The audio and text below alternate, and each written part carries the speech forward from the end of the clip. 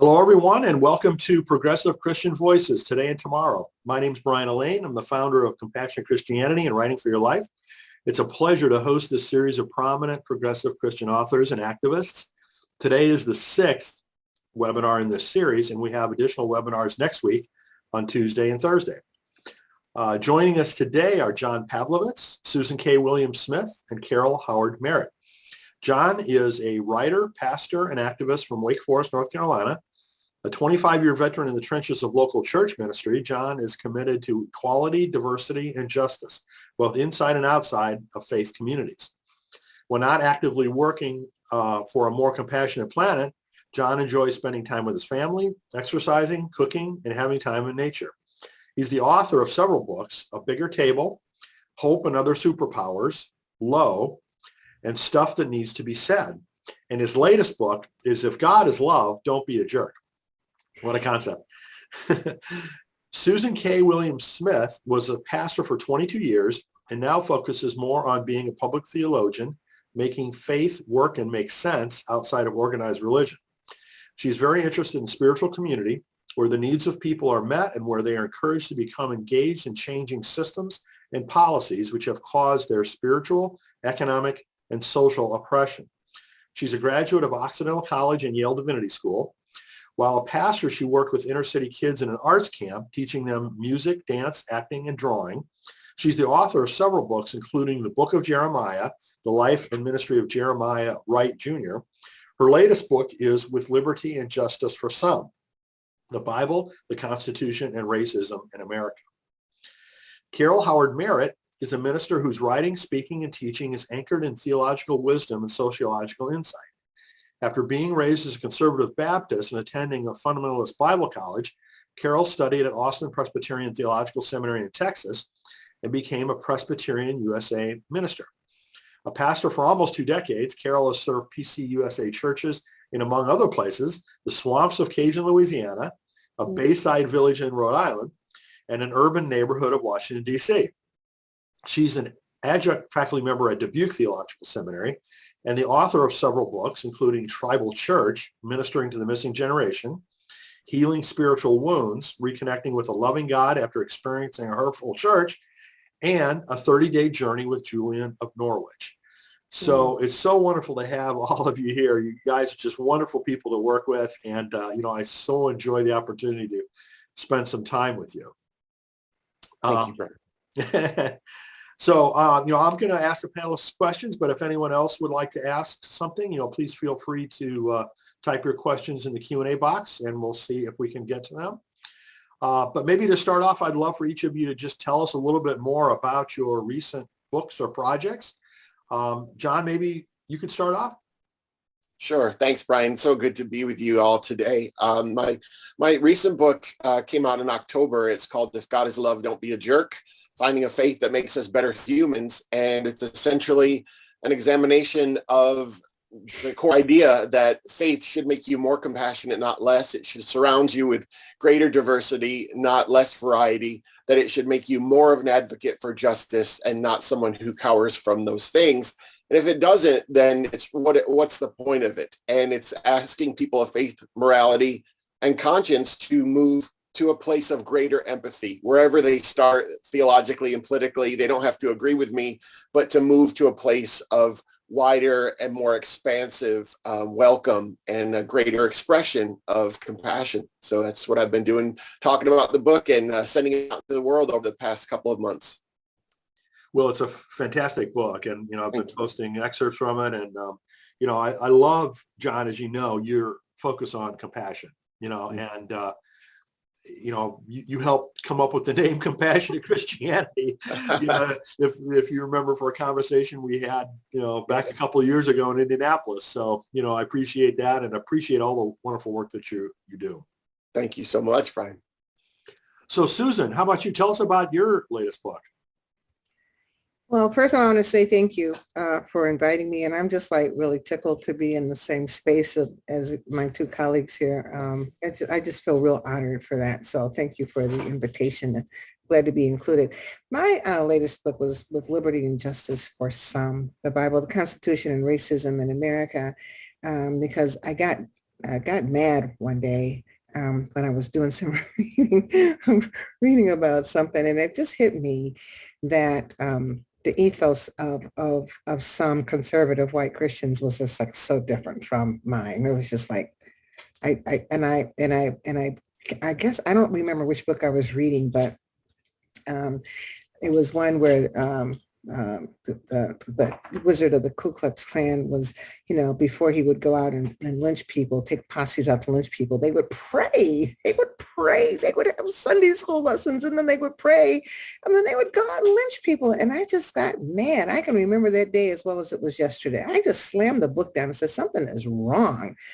And so I just needed to look into it. And you know what, Brian, the more I need to look into it more because there is a divide, between Christianities, the way they're practiced. There is a Christianity where, has the values that I believe in, that it's based on the great commandment that, you're supposed to love the Lord your God with all your mind, all your heart, and your soul, and your neighbor as yourself, regardless of who that neighbor might be. And then there's this other Christianity that just almost just kind of pushes Jesus over to the side and redefines him and, re-images him and all of that. And it just, and because of that, there's this tension like this, where there should be this. If there is just one Jesus, there ought to be just one Christianity. And if there's one Constitution and one Bible, there ought to be one Christianity, and there's not. So that's why I got started on that. And I find, like I said, that I keep reading stuff and want to go into it even more. So. Well, that's really good. I mean, I hope you do a follow-on book. I mean, because, if anything, the problems we've had within our country, particularly around racism, have gotten nothing but worse lately. Huh? And, yeah. It's incredibly disappointing. And I feel the same way that you do about, people are just not paying attention to what Jesus said. I mean, period. They don't care. They don't even care. Donald Trump Jr. said something that the Bible hasn't gotten us very far. And then you have all these other people that I've read that said that, they don't think that the image of Jesus is good, that he's too effeminate. Come on, cut me a break. Falwell Sr. said that Jesus is a he-man, and they're looking for an image of Jesus as this, super, strong, muscular guy who believes in, kicking people's behinds rather than building the great, the beloved community. So yeah, there's a lot of work to be done. Well, there was that famous saying, power corrupts and absolute power corrupts absolutely. And, we're seeing that in spades, I think. Yeah. Unfortunately. Anyway, Carol, tell us what's the latest in your world. I know you've been pastoring a couple of different churches recently. Yes, I'm at Bedford Presbyterian Church in Bedford, New York, outside of New York City, about, 45 minutes to an hour. And it's fabulous to be here. I wrote a couple of devotional books. My last major book was Healing Spiritual Wounds, which was talking a lot about the trauma that people go through when they've been hurt by the church. And of course, a lot of work has come out of that as well. So I've just been working with a lot of people as they have been coming out of different trauma. It's been interesting going through the wounds that happen with military, or wounds that happen with sexual abuse within the church, or working with denominations to try to be able to build better structures to help listen to victims, to help listen to people, and to hopefully keep those things from happening. So I've been very busy. And another thing that's come out of that, Susan, I hear you about getting into a subject matter and then end up going deeper. A lot of pastors have been saying, yeah, that was a good book, but what about the wounds that I have, when churches have inflicted wounds on me? So I'm also exploring that, how do we go from post-traumatic stress to post-traumatic growth within the pastorate? Good. Well, I'm so glad to know that all of you all are still writing, because, you're three of my favorite authors and have done such incredible work already. So, I would so encourage you to keep doing it, even though I know it's not an easy thing, especially when you're trying to introduce a book during the pandemic, right? I mean, that's been fun for everyone. Right. So, one of the things that we did talk about beforehand was that, we've all been reading more lately, and, you guys have written great books, but I know you read a lot as well. So I'd love to hear what suggestions that you have, or what things have really impacted you the most lately. Susan, maybe we can start with you. There's a book that's called the Gospel of Freedom, the Gospel of Freedom. It's such a good book. The author is examining the Martin Luther King and his life and the letter from the Birmingham jail in a way that I hadn't seen that done before. But the Gospel of Freedom is one of my favorites. And then what I'm doing? I'm listening to stuff by Rushdoony, because I think that a lot of the conservative white Christian movement started some time ago, and many people got their walking shoes from this guy Rushdoony. I forget his first name, but his theology is like it's fascinating and troubling. But I'm reading it because I think I need to understand the seed bed from which this stuff has sprung. I mean, if we're coming from two different perspectives, and I know my perspective, I need to know that perspective. And so I'm reading books by him, and then Octavia Butler, the first African-American science fiction female writer. But her stuff is it's like she lived way back then, but it's like she saw back then where we are now. And it's kind of spooky, but it's also very revelatory and helpful. So those are three authors I'm into right now. Wow. Very cool. Carol, how about you? I have been reading, I've been exploring a lot about environment and racial justice, and the Bewilderment by Richard Powers has been a really interesting book. It's a fiction book, and just very powerful and very moving book. He also wrote Overstory, which was kind of beautiful. He takes a lot of science and especially about environmentalism right now.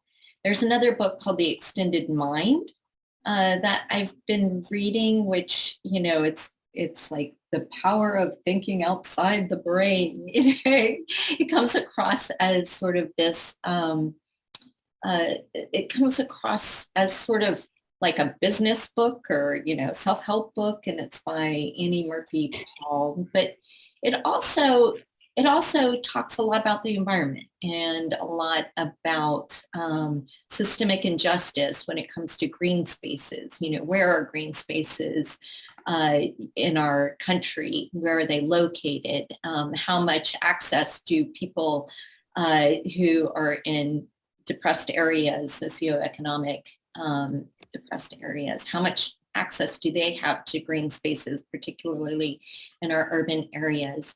And so it ended up being very much a book too about racial justice and about how much we need to interact with our environment. And so I've been sort of taking a dive into those two things. Also, thinking a lot about food justice and food apartheid, systems of injustice there. So that's some of the work that I'm doing, some of the books I'm thinking about. Wonderful. Very cool. John, how about you? I have actually been kind of delving into books from the Stoics, from Greek and Roman kind of wisdom literature, and really been diving into a book called Meditations by Marcus Aurelius, which was basically a journal collection that he never meant to publish. But there's so much in that collection of writings that it just feels so prescient and so current that you forget how long ago it was written and by the kind of human being that who wrote it. And so I've been really leaning into a lot of that stuff. I've been reading a book called The Obstacle is the Way by Ryan Holiday that sort of reinterprets some of those ancient writings. And it's been really a different perspective on my spirituality has come through those books, just giving me a new lens through which to see the things that I've seen and been reading about for so long. And I started reading a book called Go Back to Where You Came From by Wajahat Ali. And it's the story of being a family of immigrants and the kinds of rhetoric and the kinds of treatment that people who are new to this land experience that is, I think, is so important for so many people to read, to get insight into the challenges and the barriers and the obstacles that people who are not from this country face being here and the country we think we have as opposed to the one we really have. So those are a couple things I've been wrestling with. Very cool. Well, you all's reading habits are very similar to mine too. I'm sure you guys know about the Daily Stoic book, that came out a couple of years ago by Ryan Holiday and my friend Steve Hanselman. It's just like, to your point, I mean, that thing took off like crazy. I mean, it's so, even though it's material that was written centuries ago, really resonated with today's world tremendously. So kind of surprising, but so on Tuesday, I mentioned a couple of books that I've just recently read. So I'm going to mention a couple of books that I'm about to read. I just received these. This one is from Betty Priest. It's called The Space Between Us, Conversations about Transforming Conflict. So again, it's, kind of relevant to my How to Heal Our Divides effort. And similarly, this one from Andre Henry, All the White Friends I Couldn't Keep. So I'm looking forward to, so the other subtitle is Hope and Hard Pills to Swallow About Making Black Lives Matter. So I think that should be really good. So anyway, those are the two that, I'm diving into next.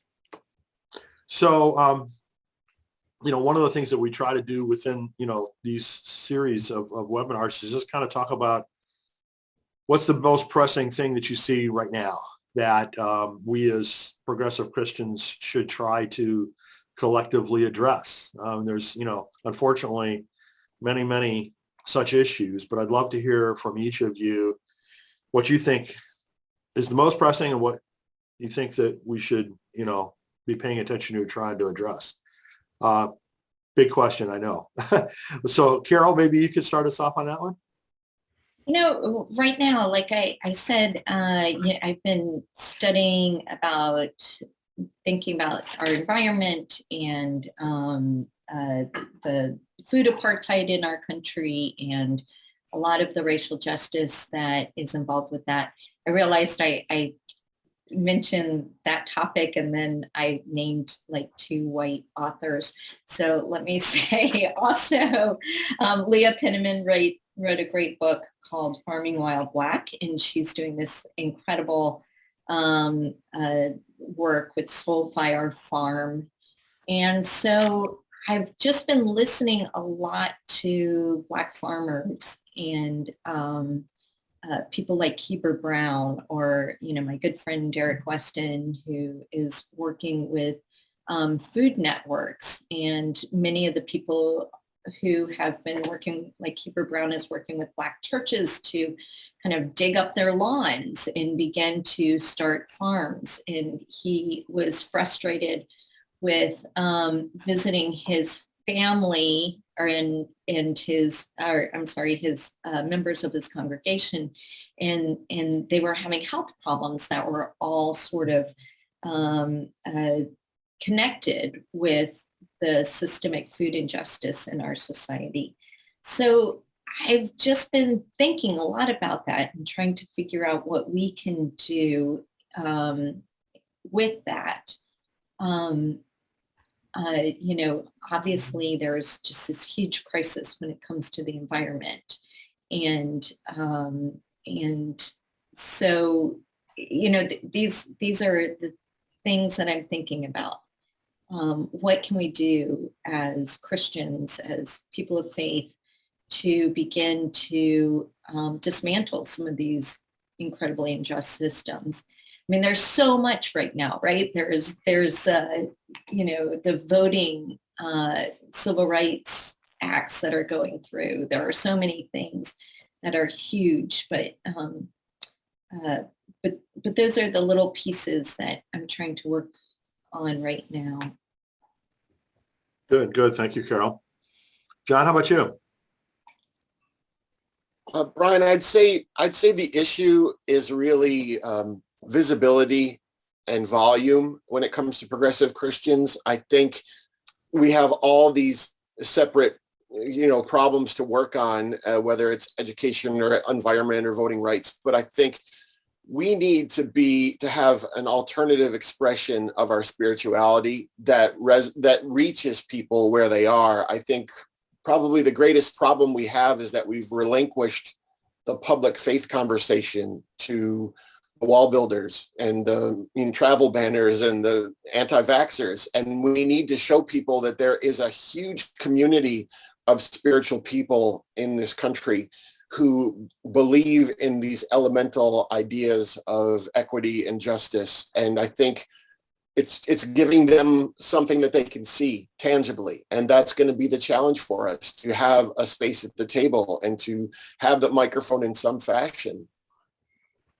Yeah, I mean, you're just talking about the problem I've been trying to solve myself, for the last couple of years with Compassion Christianity and how to heal our divides. And there's a new project I'm working on about spiritual formation for youth. And, the kind of progressive Christian world is so fragmented and, not as vocal or loud, as you said, some other sets of voices. And we got to figure out how to solve that. We got to figure out what we can collectively do together, right? To try to build a unified voice. Yeah, and the challenge of that is, someone said to me, "Oh, why don't we have any progressive Franklin Grahams?"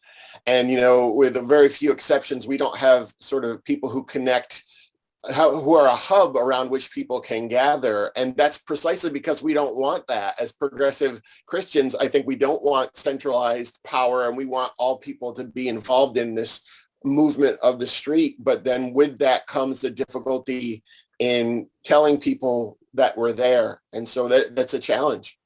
It is. And one that, I certainly haven't cracked the nut yet, but doing what I can to help address that. So, Susan, what about you?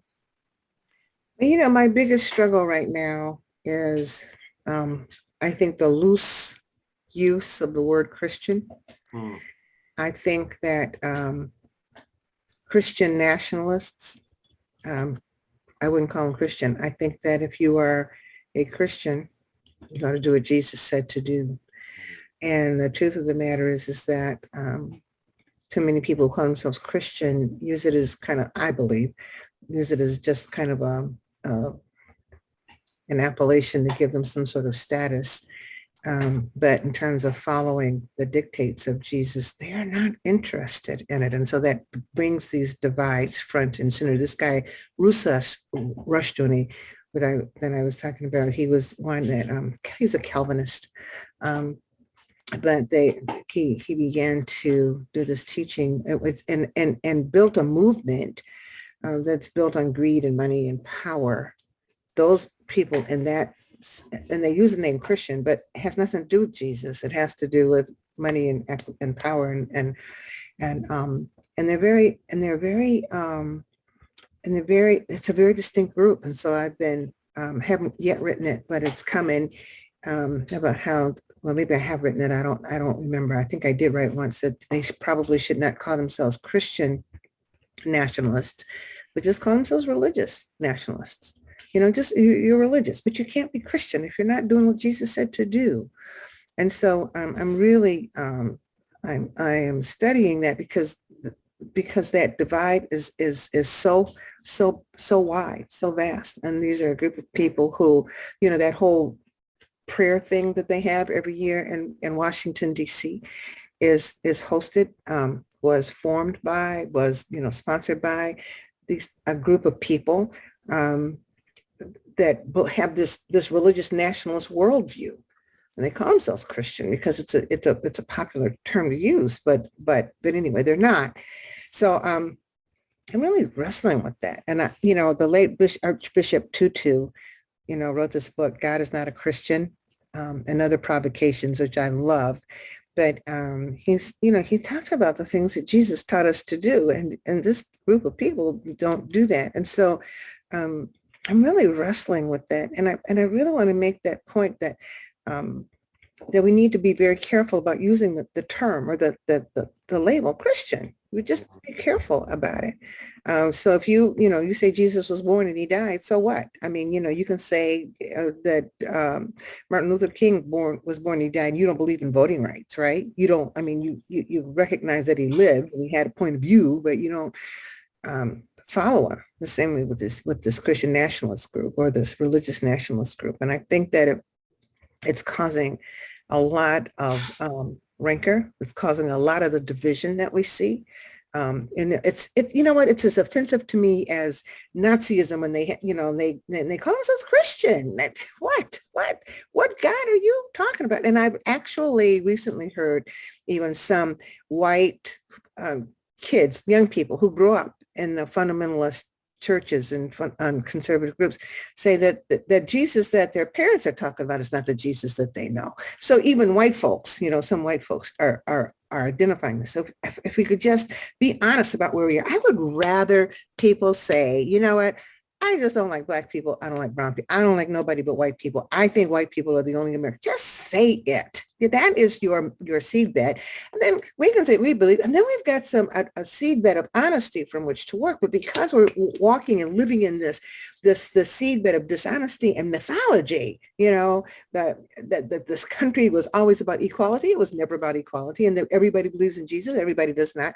If we could start from a seedbed of honesty, we might be able to get a whole lot further in pushing compassion, because we would at least hear each other with real ears as opposed to ears that are training or straining to hear something that is not true. Yeah, Susan, that's if I could just jump in there, I think that's such a wise observation. And I think that we know, that the problem is that the people who won't just admit that they're nationalists, that Jesus has nothing to do with it, because they recognize how powerful attaching Jesus to their bigotry and their hatred is, and just how they can leverage that with religious people who claim to be Jesus followers who are white. And that, that's the question I always, since the nationalists aren't going to stop calling themselves Christian nationalists, do we have to stop calling ourselves compassionate Christians? Is there going to be a place where somehow we're just fighting over the usage of a name that is now so muddied? And that's the question I'm always asking myself, is Christianity now helpful, or is it a hindrance to the work that we're trying to do that is in the spirit of Jesus? Yeah, I mean, you're not the first one who's raised that question, John. It's like, there's friends of mine that don't self-identify as Christians anymore. They may identify as Episcopalians or Jesus followers or whatever, but, the term, unfortunately, has become so tainted and misleading. And it's weaponized. Yeah. Absolutely. It's just, the greed for power and money, right? Is really what's behind all of this. And, to your point, Susan, I mean, part of making the greed effective is obfuscation, right? It's hiding the truth, not discussing the truth. And it's very interesting that, the whole thing about abortion, and they're making it, it's just a whole another discussion, but, people say I'm Christian and I don't believe in abortion. Okay, but how about this? Before it became a thing, it wasn't a thing. It wasn't, Reagan and all those guys, they didn't care about abortion.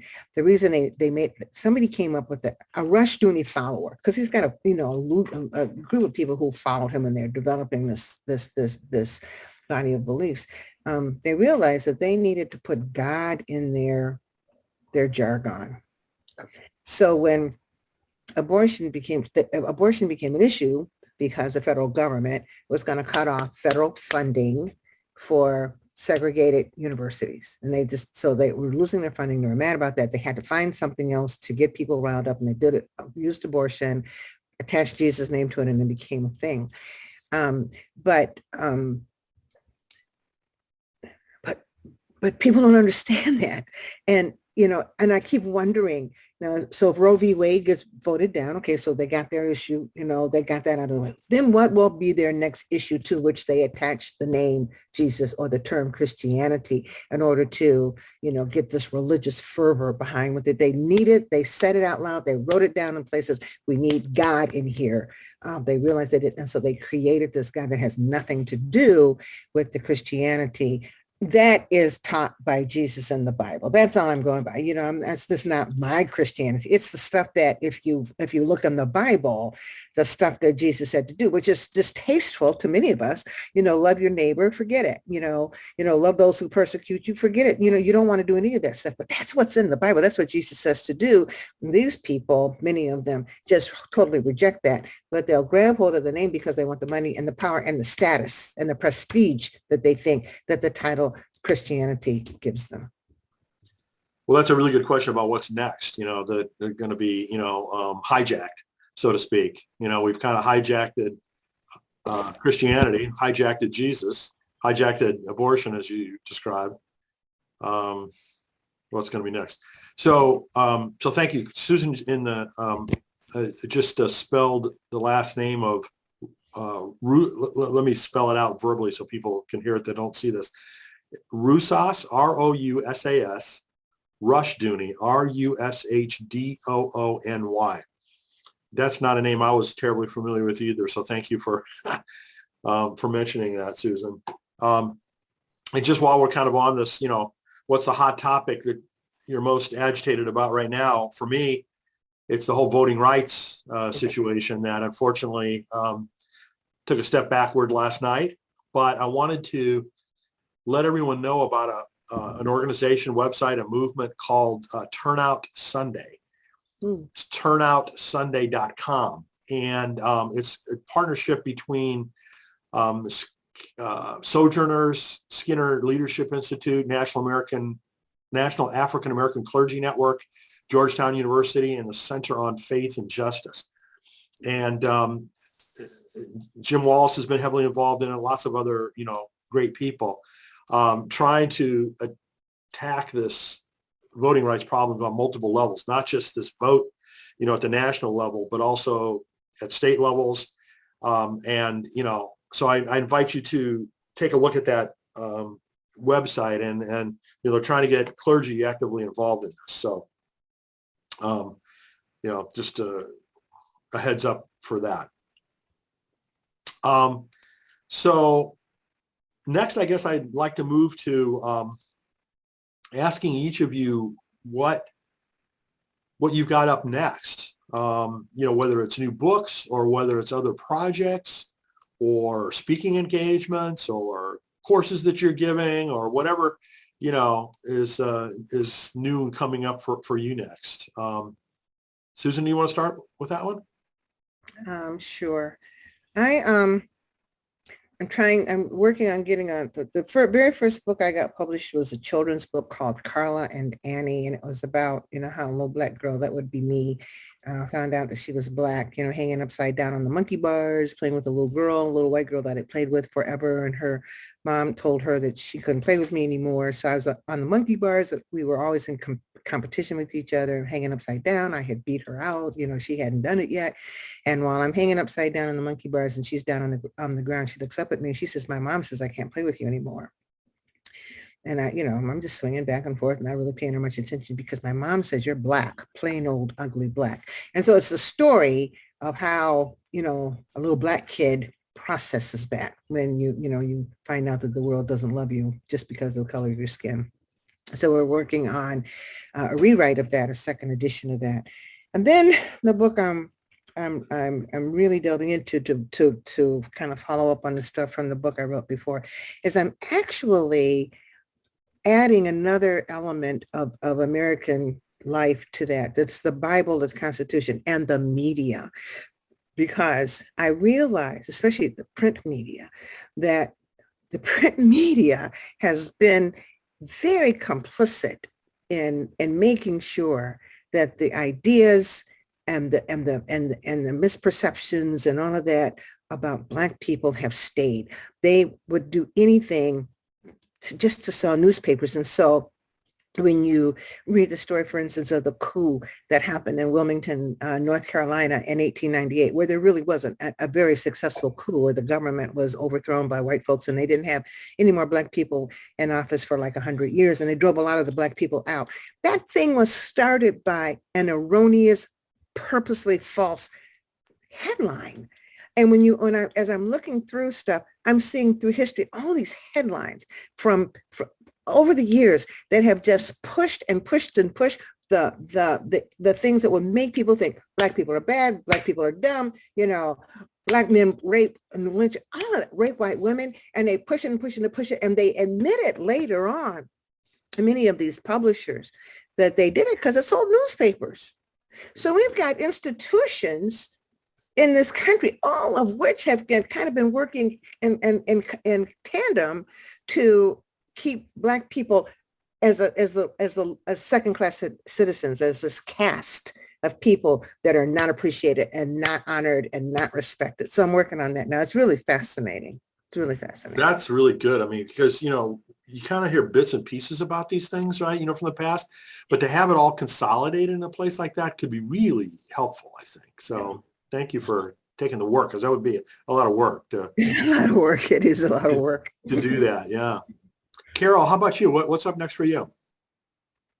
Well, right now I'm kind of rewriting this Pastor Wounds book and trying to figure out, where to send it to, which publisher.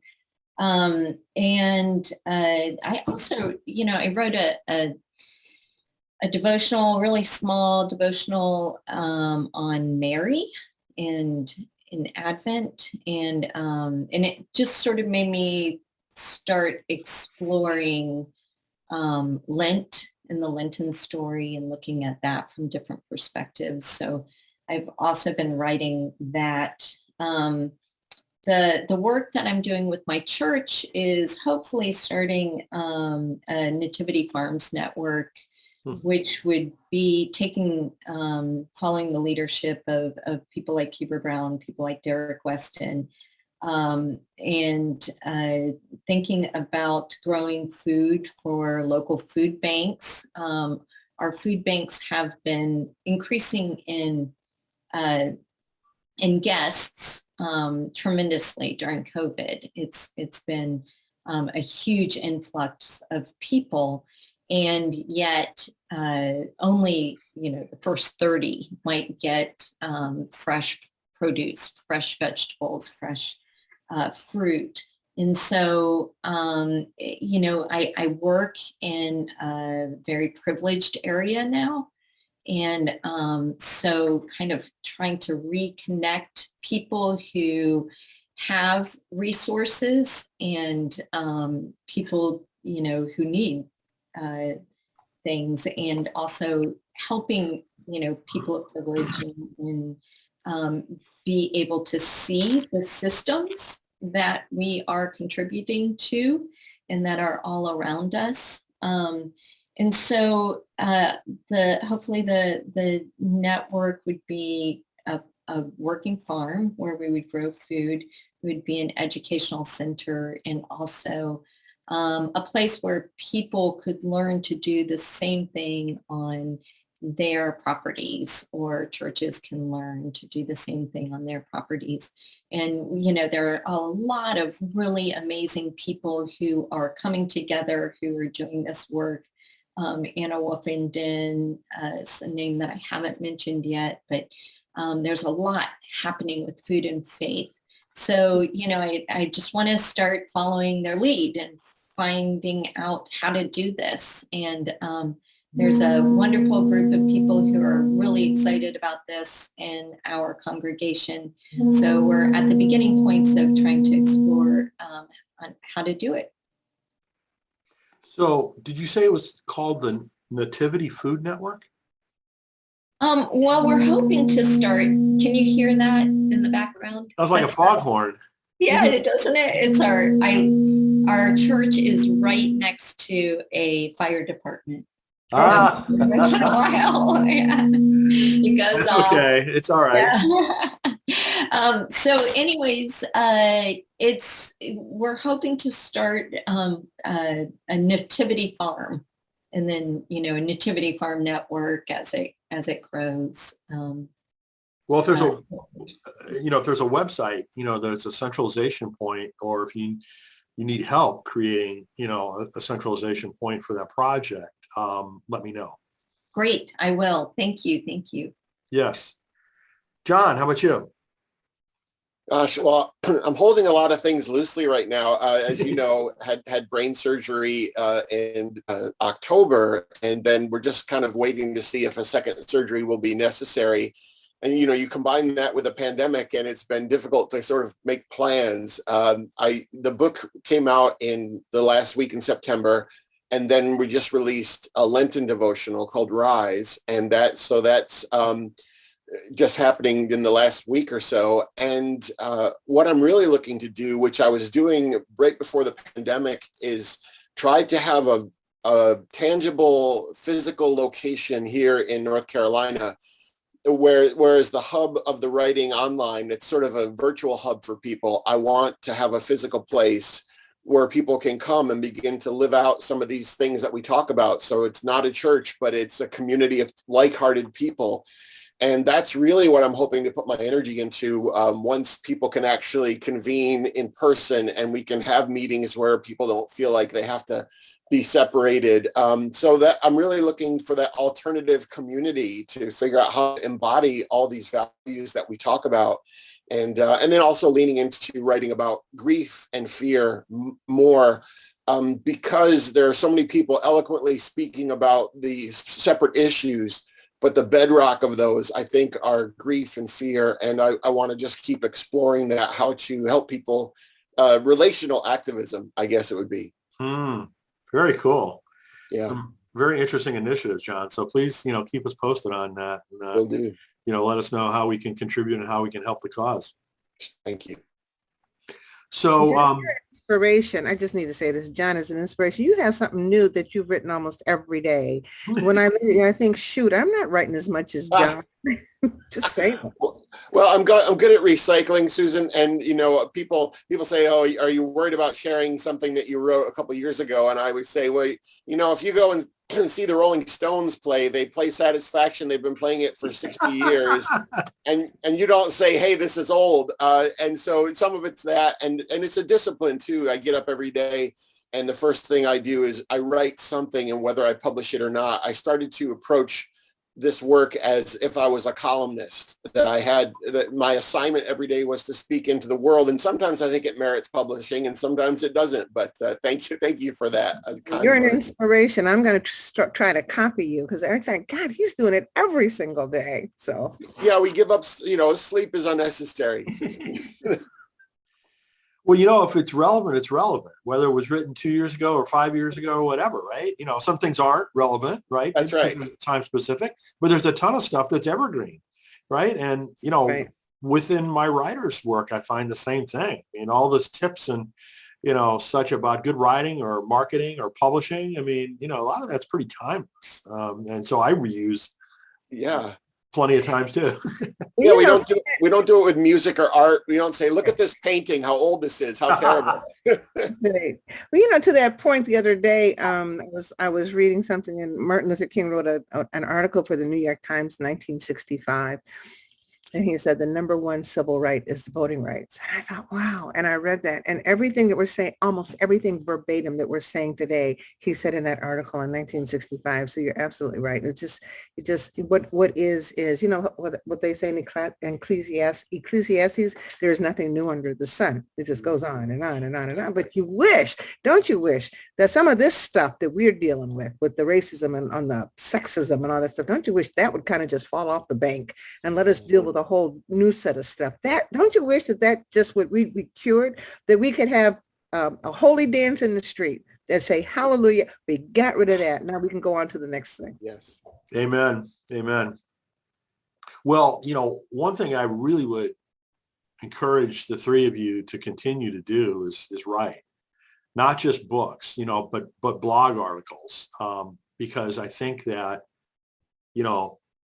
as John was mentioning earlier in the conversation, it's like there's too many other voices that are saying things that are not helpful, on multiple levels. And the more, even though it's maybe frustrating and may feel like you're speaking into dead air or something like that, I don't know. But, I think that, your voices are so valuable and so need to be heard. And so even though it takes a lot of work, a lot of effort, and perseverance, I just would really encourage you to continue to do that. It certainly nourishes me, and it certainly nourishes a lot of other people.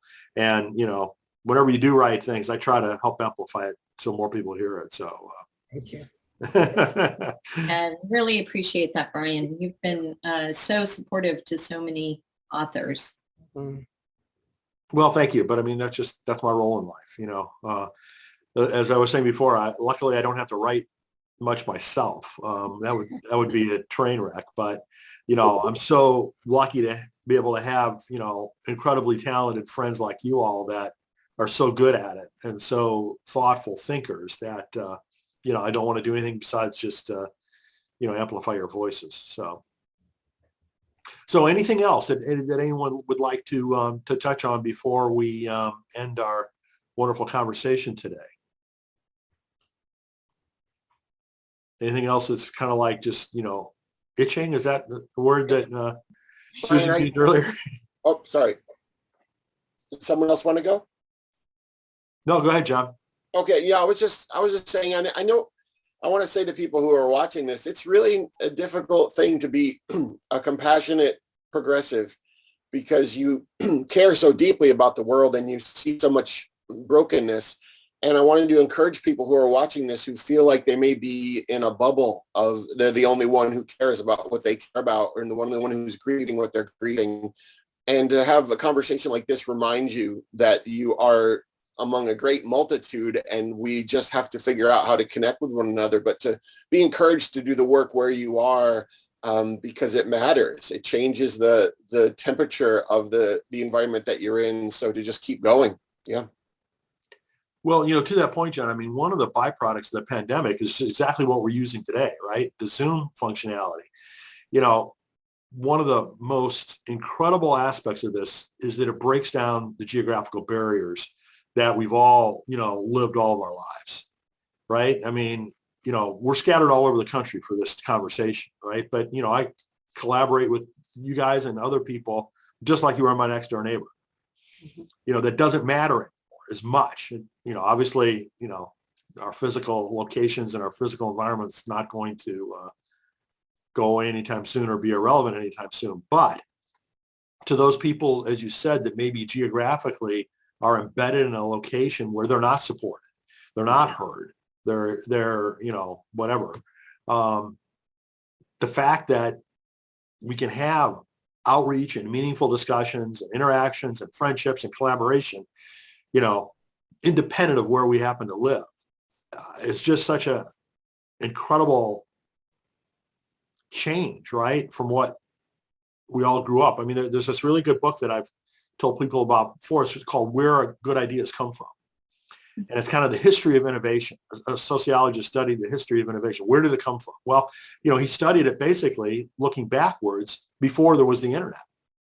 So where did innovation came from? It turned out it came from big cities because that was the place where there was more chance for people to randomly bump into each other and share ideas that never would have otherwise been shared or communicated. And now with the internet, we've got the ability to break through that geographical barrier and, collaborate and share ideas and work together, independently of where we are, which I think is just a watershed event, so to speak, that we're only in the early stages of taking advantage of. And I think you're right. I think that this venue, this platform that we have is a wonderful way to begin to build the beloved community in a way that we probably couldn't have done before. One of the things that I really believe in is, you talk about compassionate progressive Christianity. The compassion comes in getting people together who probably are on two different sides of an issue and looking at them not as issues, but as people in the in heart, in the being of all people, there is the capacity for compassion, because in our lives, no matter what side of the line we live on, we all go through the same stuff. And so if we have an opportunity to look each other in the eye and to be in a place where we have to listen to somebody because people want to be listened to and need to be listened to, I think that we are doing what Jesus did. You know, he listened to people, he looked at people, he touched people that nobody else wanted to touch. And that's what builds community. So even though we're in this awful political climate, it's so contentious, it also, I think, it offers a possibility for all of us to listen to people that we never would have listened to before and hear what they're saying. Even if they make you so sick when you look at them, you just want to just slap them, but you can't. I often think of Jesus. Did he want to slap some of those people when he was talking to them and listening to them? Because when people are so different from you, you just want to say, no. But if you're in a place where you just have to be still and listen, that then begins to build community, because then you break down some of that barrier. I hate it on Twitter when people call people names. I wish they would stop. Don't do that. Use it as an opportunity to, if you call yourself a Christian, to do what Jesus would have done, would have listened to them. I just think it's an opportunity. Yeah, I have to say, though, I'm feeling tired. I'm feeling pretty exhausted. I mean, just, pastoring during COVID, and I've actually had to step back a little bit from social media because I felt like I was just getting beat up every time I got on there. And it was just like, I can't do it anymore, So I would love to hear, Susan, John, Brian, how do you deal with that? Like, just sometimes, you do get the dopamine rush, you do get like really positive feedback, but after a while, how do you deal with that name calling? And See, I don't get called names very much. I don't get called names, and I don't, and I never engage in people who are going to do dumb stuff, who are going to say dumb stuff. I'm not going to do it. I'm not going to lend them my energy. I'm not going to do that. And if somebody wants to get raunchy, then, I can cut them off. I will not play into that, but I will not go, toe to toe with them. I will not do that. I am not going to call you a name, even though you call me a name and I really wish I could beat you up, but I don't want to do that. I just want to try to listen to you. And so I don't get much of that. And I'm really grateful to God for that. But you know what?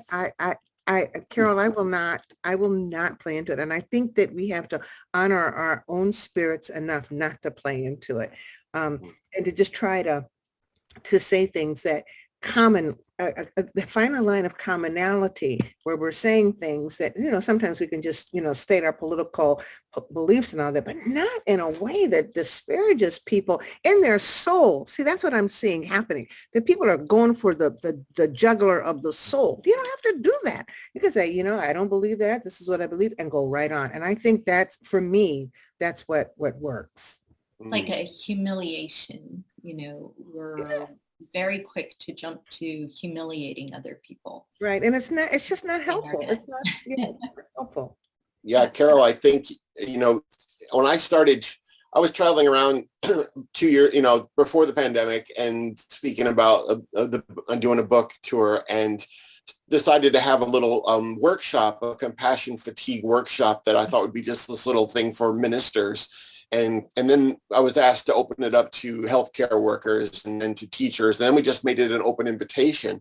And what started to happen over that course of that year was that little workshop became as large as the main talk, because you started to realize how exhausted everyone is, whether you're a minister or a parent or a teacher or just a, responsible citizen of the planet. It's like we're going through an unprecedented group of things happening at the same time. And I think everyone is sort of soul fatigued. And we really need to respond to that, because the activism is important. We know that, but we also know that the human beings doing that work need to have fully formed, healthy lives so that they can do that activism. And I think that's something we're not talking enough about, the personal collateral damage of all of this stuff. Very interesting. You guys are giving me another idea to work on. So thank you. We'll send you a bill. Well, John, I mean, you probably of any of us have been out there the biggest and the most, and probably have taken more arrows, than the rest of us combined. I mean, what kind of tools have you used to deal with that? Someone asked me about that this morning, Brian, and my response is really that I don't hold it. Doing any sort of public ministry of any kind, I don't think you can do it for your critics or your cheerleaders. You have to say, what do I care deeply about, and how am I going to best express that, and then let those words do what they're going to do within people. And so often the hatred that comes, or the vitriol, I know where it comes from, right? It comes from a fear, or it comes from someone being confronted with a question that they don't want to ask. It comes from them having to recognize their privilege, or their comfort is disrupted. And so I don't take it personally. I happen to be the person at the moment who is the focus of all of those things, but really it's not about me. It's not about Carol, Susan, or Brian. It's really about the journey that they're on and where they feel confronted with something that they don't want to be confronted with. Amen. I totally agree with what you're saying, John. I love your perspective on that. It's just like, let it slide off. Yeah, it's not my business how much someone dislikes me, other than if I'm trying, what is my motive? Am I trying to love them? And if I am, then I have to figure out the best way to do that. But I have to realize that they may not interpret that in a loving way, especially if what they're hearing sounds like bad news. Really? Well, I think that's a really good note to end on. So a very, very positive train of thought. So I want to thank you all so much for spending some time to do this. I know you're all really busy people, and but I think you contribute in so many different ways to positive conversations, and I hope that this is perceived by folks as one of those. So thank you so much for joining us. Next week on Tuesday, same time, same place, we're going to have 3 additional panelists: Shane Claiborne, Michael W. Waters, and Jennifer Butler. And then a week from today on Thursday, we'll have Diana Butler-Bass, Robert P. Jones, and Lamar Hardwick. So I hope that all of you can join us for that. Thanks again so much, everyone. Take care. Thank you. Bye-bye.